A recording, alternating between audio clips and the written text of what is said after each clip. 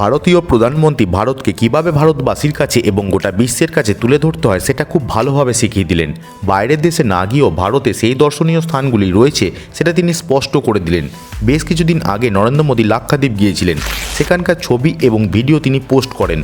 তারপর থেকেই ভারত এবং মালদ্বীপের মধ্যে একটা কন্ট্রোভার্সি শুরু হয়। মালদ্বীপ একটা ট্যুরিজম নির্ভর দেশ, অনেক ভারতীয় এবং বিদেশিরাও মালদ্বীপ ঘুরতে আসেন। ভারতীয় প্রধানমন্ত্রী সেই জায়গায় একটা প্রশ্ন তুলে দিলেন, যে জিনিস আমাদের ভারতে রয়েছে তা দেখার জন্য ভারতীয়দের বাইরের দেশে যাওয়ার প্রয়োজনীয়তা নেই। বর্তমান মালদ্বীপ প্রেসিডেন্ট মোহাম্মদ মুইজু তিনি বরাবরই ভারত বিরোধী, আর এখন এটা আরও তীব্র আকার ধারণ করেছে।